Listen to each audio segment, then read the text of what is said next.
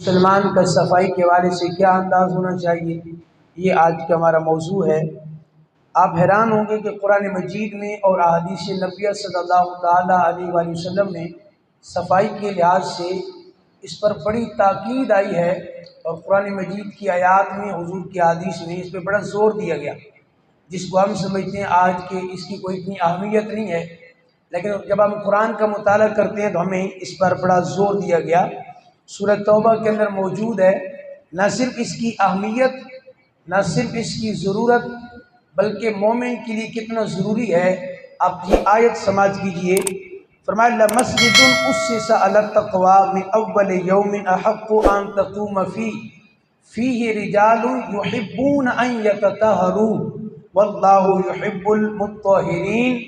فرمایا کہ جو مسجد اول روز سے تقوی پر قائم کی گئی تھی، وہی اس کے لیے زیادہ موزوں ہے کہ تم اس میں عبادت کرو۔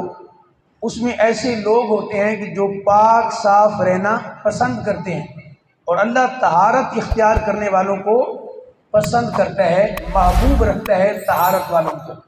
یعنی اس کا مطلب یہ ہے کہ قرآن باقاعدہ ان لوگوں کو بیان کر رہا ہے کہ جو اپنے آپ کو ستھرا رکھتے ہیں، صاف رکھتے ہیں، نہ صرف اپنے آپ کو بلکہ وہ اپنے گھر کو، اپنے محلے کو بھی صاف رکھتے ہیں۔ اسی طرح سورہ البقرہ کے اندر بھی ہے ان اللہ یحب التوابین ویحب المتطہرین، کہ اللہ تعالیٰ توبہ کرنے والوں کو اور طہارت اختیار کرنے والوں کو، صفائی اختیار کرنے والوں کو پسند فرماتا ہے۔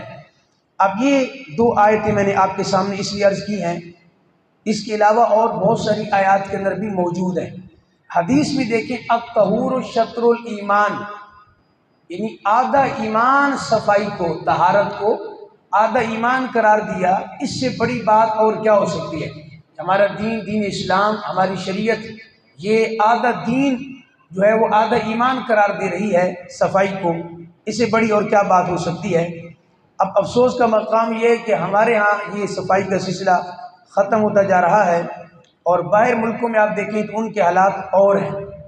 حالانکہ چاہیے یہ تھا کہ ہم طہارت پسند ہوتے، ہم صفائی پسند ہوتے، ہمارے گھر، ہمارا محلہ، ہماری سڑکیں، ہمارے روڈز یہ صاف ہوتے، کیونکہ ہم مسلمان ہیں، ہمیں باقاعدہ حکم ہے اور تاکیداً ہمیں حکم دیا گیا۔ لیکن افسوس کہ ہمارے ہاں گند ہی گند نظر آتا ہے، اور باہر کے ماحول دیکھو، جو غیر ہیں، جو کافر ہیں، ان کے حالات اس حوالے سے ہم سے کئی گنا بہتر ہیں۔ وہ انہوں نے لیا اسلام سے ہے، جو کچھ بھی انہوں نے لیا ہے انہوں نے اسلام سے لیا ہے، اور اسلام والے کچھ بھی نہیں لے رہے۔ اب آپ دیکھیں ذرا، ایک تو یہ بات ہے کہ ہمارا جو دین ہے اس کی ابتدا ہی صفائی سے ہوتی ہے، اور من اور تن اگر صاف نہ ہو تو ہماری نماز نہیں ہوتی۔ آپ نے دیکھا ہوگا نماز سے پہلے ہم استنجا کرتے ہیں، پھر ہم وضو کرتے ہیں، غسل کی ضرورت تو ہم غسل کرتے ہیں، اس کے بعد ہم اپنے کپڑے پاک اور صاف کرتے ہیں، پھر اللہ کے گھر میں آ کے ہم نماز پڑھتے ہیں۔ تو اس کا مطلب ہمارے دین کی تو ابتدا ہی صفائی سے ہے۔ یہ کیسے ممکن ہے کہ اس دین والا بندہ صفائی نہ رکھے اپنی یا اپنے گھر کی، کہ جس کی ابتدا ہی صفائی سے ہو؟ اور تن اور من کا میں نے کہا ان دونوں کا صاف ہونا ضروری ہے، اور صوفیاء کے ہاں بھی وہ بہت زور دیتے ہیں۔ وہ کہتے ہیں اگر باہر کا آپ کی ظاہری حالت صاف ہوگی تو اندر صاف ہوگا، اور بعض صوفیاء کہتے ہیں اندر صاف ہوگا تو باہر صاف ہوگا۔ یہ دو باتیں، وہ کہتے ہیں باہر کی صفائی یہ یعنی اندر کی صفائی کا باعث ہے، اور اندر کی صفائی باہر کی صفائی کا ایک سبب اور ذریعہ ہے۔ یہ اب اس پہ ہم بات کریں بہت لمبی ہو جائے گی، یہ صوفیاء اس پہ کیوں بات کرتے ہیں، مختصر اس پہ میں عرض کر دیتا ہوں۔ خیر، کہتے ہیں کہ اصل میں بات یہ ہے کہ بہت سارے انسان ہوئے کہ جن نے باہر سے اپنے آپ کو صاف کیے ہوئے ہیں، بڑے مہنگے ترین لباس پہنیں گے، لیکن اندر ان کا ذرا بھی صاف نہیں ہوگا۔ تو یہ فرمایا کہ باہر کی بھی صفائی اور اندر کی بھی صفائی۔ تو صوفیاء کے ہاں، اولیاء کے ہاں بھی یہ ایک سلسلہ ہے، وہ کہتے ہیں اندر دل بھی صاف رکھو، اپنا من بھی صاف رکھو، لیکن اپنا تن بھی صاف رکھو۔ ان کے ہاں دونوں چیزوں کو اکٹھا بیان کیا جا سکتا ہے، اکٹھا بیان کیا جاتا ہے، ظاہری اور باطنی دونوں صفائیاں۔ تو ہم چونکہ مسلمان ہیں، ہم نے اللہ کے محبوب صلی اللہ تعالیٰ علیہ وسلم کا کلمہ پڑھا ہے، اب دیکھیے ہم دن میں 5 مرتبہ وضو کرتے ہیں، اب باہر کی جو ماہرین ہیں وہ باقاعدہ اس کو بیان کر رہے ہیں، وہ کہتے ہیں جو شخص 5 وقت وضو کرتا ہو، اپنی صفائی کر رہا ہے نا، ہاتھ دھو رہا ہے، منہ دھو رہا ہے، اپنے پاؤں دھو رہا ہے، اپنے بازو دھو رہا ہے، پھر اپنے کانوں کے اندر انگلی مارتا ہے، بالوں کے اوپر مسح کرتا ہے، تو باہر کے ماہرین جو مسلمان نہیں ہیں وہ کہہ رہے ہیں کہ جو دن میں 5 مرتبہ وضو کرتا ہے وہ ہر قسم کی بیماری، کیونکہ وہ کہتے ہیں ہاتھ کے ذریعے، منہ ناک کے ذریعے اور پاؤں کے ذریعے، فرماتے ہیں یہ سبب ہوتا ہے کسی بھی چیز کے اندر داخل ہونے کے لیے۔ جب مسلمان 5 وقت دن میں وضو کرتا ہے تو وہ ان چیزوں سے محفوظ ہو جاتا ہے، تو زیادہ بیماریوں سے وہ بچ جاتا ہے۔ 5 وقت جب انسان وضو کرتا ہے، ہمارے ہاں تو حکم ہے باقاعدہ ہم 5 وقت وضو کرتے ہیں، لیکن یہ کیسا ممکن ہے کہ حضور کی سنت یہ ہے، آپ دیکھیے ذرا کہ آپ جمعے والے دن غسل فرماتے تھے، مسواک کرتے تھے، اچھے کپڑے پہنتے تھے، خوشبو لگاتے تھے، اس کے بعد پھر آپ جمعے کی نماز پڑھنے آپ تشریف لاتے تھے، تو یہ تو ہمارے ہاں ضروری ہے، اور ہم پتہ نہیں کس سائٹ پر ہم چلنا شروع ہو گئے ہیں۔ حضور کی احادیث اس پر واضح طور پہ موجود ہیں، ان کو ذکر کرنے سے پہلے میں ایک تحقیق پڑھ رہا تھا، یہ جو کوریا ہے وہاں پہ باقاعدہ طور پہ یہ موجود ہے کہ وہ اتنا صفائی پسند ہیں کہ جو اپنی جاب سے ریٹائرڈ ہو جاتے ہیں تو وہ کیا کرتے ہیں، سارا دن نا وہ ایک برتن سا لے کے، ایک چیز لے کے، تو وہ سڑکوں پہ اور گلیوں کے اندر چکر لگاتے رہتے ہیں کہ شاید کہیں کوئی چھلکا یا کوئی ٹکڑا یا کوئی ریپر پڑا ہوگا تو ہم اٹھا لیں گے۔ حالانکہ ان کے یہاں یہ ضروری ہے کہ اگر آپ کے پاس کوئی ایسی چیز ہے کہ جس کو آپ نیچے پھینکنا چاہتے ہیں اور اس جگہ کوڑا دان وغیرہ موجود نہیں ہے، جیسے سگریٹ ہو گئی یا کوئی بھی ایسی چیز، تو پھر وہ اپنے پاس رکھتے ہیں، اور جب ان کو کوڑا دان وہ جگہ نظر آئے تو وہاں وہ پھینک دیتے ہیں۔ بھائی وہ تو غیر ہے، ہم تو مسلمان ہیں، ہمیں تو صفائی کا حکم ہے باقاعدہ، ہم کیوں صفائی پسند نہیں رہے، ہم کیوں پاکیزگی کو، صفائی کو، ستھرائی کو، طہارت کو پسند کیوں نہیں کر رہے؟ جب یہ ضروری ہو گیا اور اسلام نے لازم قرار دیا تو پھر ہمیں کم از کم اس پر کچھ نہ کچھ عمل کرنا چاہیے۔ نبی کریم صلی اللہ تعالیٰ علیہ وسلم کا یہ فرمان بھی موجود ہے کہ جس میں اللہ کے محبوب نے فرمایا کہ بلا شبہ ان اللہ طیب یحب الطیب، رب پاک ہے، اس کی ذات پاک ہے اور وہ پاک کو پسند کرتا ہے۔ یہ ممکن ہی نہیں ہے کہ آپ جو ہے وہ ناپاک ہوں، آپ صفائی پسند نہ ہوں اور کہیں کہ رب ہمیں پسند کرے۔ تو مسلمان کی تو بنیادی بات ہی ہے، وہ عبادت کس لیے کرتے ہیں کہ رب پسند کرے، ہم رب کے محبوب بندے بن جائے۔ اور اگر صفائی ستھرائی نہیں ہے تو پھر تو صحیح حدیث کے اندر آ گیا کہ اللہ کی ذات جب پاک ہے اور وہ پسند بھی پاک کو کرتا ہے۔ پھر حضور نے آگے فرمایا کہ اللہ تعالیٰ جو ہے وہ پاکی کو پسند کرتا ہے اور وہ صاف ستھرا ہے اور صفائی کو پسند کرتا ہے، بس اپنے گھروں کو صاف رکھا کرو اور یہودیوں سے مشابہت نہ اختیار کرو۔ اب شرع کے اندر لکھا ہوا ہے کہ غالباً اس زمانہ میں جو یہودی تھے وہ اپنے گھروں کو صاف نہیں رکھتے تھے، پراگندہ رکھتے تھے۔ اچھا عجیب بات یہ ہے کہ اس زمانے میں الٹ تھا، یہودیوں کے گھر ناپاک ہوتے تھے، وہ پراگندہ رکھتے تھے، حضور نے فرمایا ان کی مشابہت اختیار نہ کرو، بلکہ تم اپنے گھروں کو، اپنی گلیوں کو صاف رکھو، یہودیوں سے مشابہت اختیار نہ کرو۔ اور آج صورتحال یہ ہے کہ ہم کہہ رہے ہیں کہ باہر کے ملکوں میں صفائی زیادہ ہے، ہمارے ہاں صفائی کم ہے، اس کا مطلب ہے ہم دوسری سائٹ پر چلے گئے ہیں، وہ اس سائٹ پر آ گئے ہیں اس معاملے میں۔ اگرچہ یہاں بھی ڈنڈی بھی ماری جاتی ہے، یہ ہمارا موضوع نہیں ہے کہ ہر چیز باہر اچھی ہے، ایسا بھی نہیں ہے۔ جو ہمارے ہاں لیکچر دیے جاتے ہیں نا ٹی وی پہ، ہر شے باہر ٹھیک ہے، ایسا بھی نہیں ہے، یہ بھی غلط بات ہے۔ لیکن خیر صفائی کا جو معاملہ جہاں تک ہے وہاں تک یہ معاملات کچھ حد تک درست بھی ہیں۔ نبی کریم صلی اللہ تعالیٰ علیہ وسلم کا یہ آخری روایت سنیے ذرا، آپ نے فرمایا کہ گھر سے باہر سڑکوں کی صفائی، اس کا آپ نے حکم دیا اور اس بات سے سختی سے منع کیا کہ لوگ راستوں اور دیواروں کی سایہ میں پیشاب اور پخانہ کریں، اس سے آپ نے منع فرمایا۔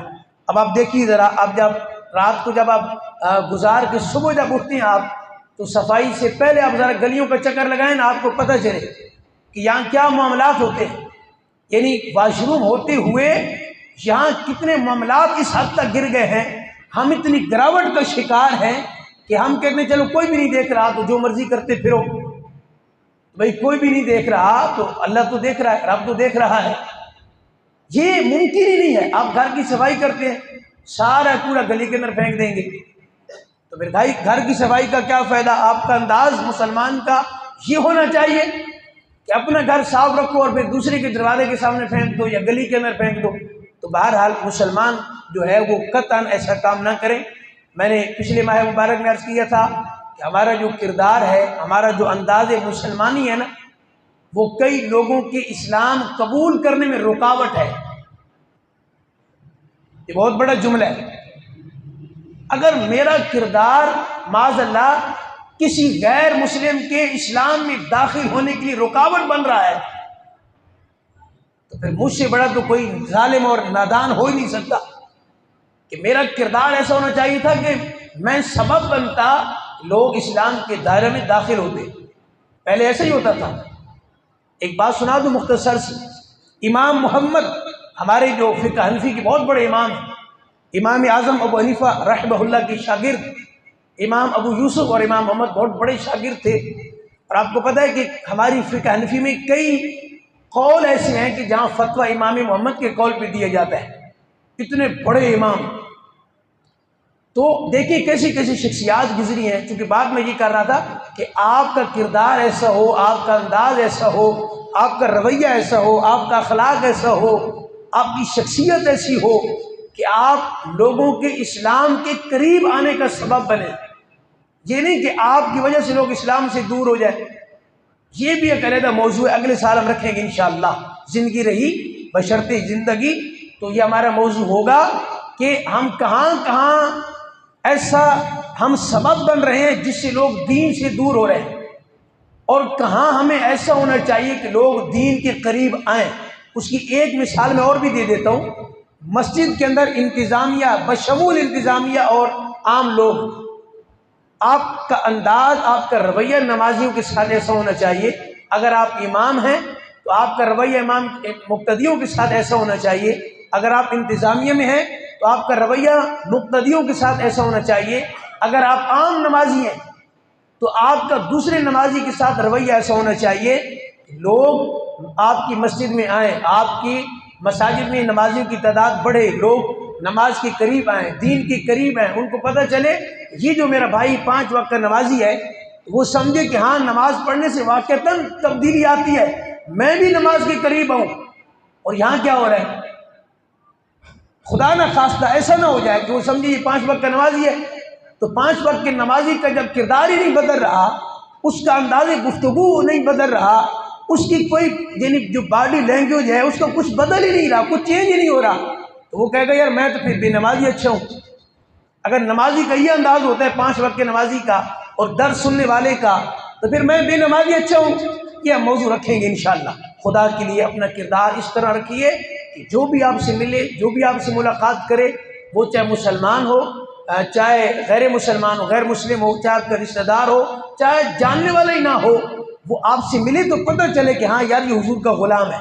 تو میں بات کیا کہہ رہا تھا؟ امام محمد کی آخری بات سنا رہا ہوں۔ امام محمد کے جنازے کو دیکھ کے اگر آپ تاریخ پڑھیں نا تو کئی ہزار لوگ دائرہ اسلام میں داخل ہوئے تھے۔ اور پتہ کیوں داخل ہوئے تھے؟ ایک بندے نے کہا تھا کہ جب جنازے میں آئے نا اور چہرہ دیکھا، امام محمد اتنے خوبصورت تھے نا، اللہ نے اتنا حسن و جمال دیا تھا کہ وہ بندہ بول پڑا۔ اس نے کہا اگر چھوٹا محمد اتنا پیارا ہے نا تو بڑا محمد کتنا پیارا ہوگا۔ اب اندازہ لگائیے، یہ کردار ہے۔ ہمارے بزرگوں کے تو جنازے لوگوں کے اسلام میں داخل ہونے کا سبب بنتے تھے، یعنی وہ مر کر بھی، وہ وصال فرما کے دنیا سے جا کے انتقال کر کے وہ پھر بھی اپنی یعنی ان کے جنازے تبلیغ کرتے تھے۔ اور ہم زندہ ہیں یار، ہم تو ہماری تو سانس چل رہی ہے، اور ہم جو ہے وہ بجائے اسلام کے قریب آنے کے معاذاللہ لوگ ہم سے دور ہو رہے ہیں، اور ہم سے کیا دین سے دور ہو رہے ہیں۔ میں نے عرض کیا تھا نا، عرب کا چاند، ایک ہندو نے کتاب لکھی تھی حضور کی سیرت پر۔ کسی نے کہا یار اتنی کمال جو کتاب لکھی ہے، جس نبی پر لکھی ہے تو اسلام قبول کر لو۔ اس نے کہا میں جب کتاب لکھ رہا تھا تو میرا بھی دل چاہ رہا تھا کہ میں اسلام قبول کر لوں، لیکن جب لوگوں کے مسلمانوں کا میں نے کردار دیکھا نا، ان کا کردار تو میں نے سوچا کہ میں ہندو ہی اچھا ہوں، مسلمانی میں کیا رکھا ہے، یعنی یہ ہمارا انداز ہو چکا ہے۔ آج کا ہمارا موضوع صفائی تھا۔ خدا کے لیے صفائی پسند ہو جائیں، طہارت پسند ہو جائیں، اپنے آپ کو بھی صاف رکھیں، اپنے کپڑے صاف رکھیں، اپنے بالوں کو صاف رکھیں، اپنے گھر بار کو، محلے کو۔ جب اپنا گھر اور گھر کے سامنے والی جگہ آپ صاف رکھیں گے، آپ دیکھیں گے پورا محلہ صاف ہو جائے گا۔ اگر ہر بندہ یہ تہیہ کر لے کہ میں اپنا گھر اور گھر کے سامنے والی جگہ، جو گلی ہے، گراؤنڈ ہے، کچھ بھی ہے، اس کو میں صاف رکھوں گا اور کوڑا کرکٹ میں باہر نہیں پھینکوں گا، تو ہمارا پورا محلہ صاف ہو سکتا ہے۔ غیر مسلم اگر کبھی ہمارے محلے میں آئے تو وہ یہ نہ کہے کہ یار ان کا یہ انداز ہے، یہ ان کا کردار ہے، یہ ان کے آقا نے ان کو تعلیم دی ہے۔ نہیں، وہ دیکھے تو خوش ہو جائے کہ ہاں یہ وہ اس دین کے پیروکار ہیں کہ جو دین ان کے تن کی بھی صفائی کر رہا ہے، ان کے من کی بھی صفائی کر رہا ہے۔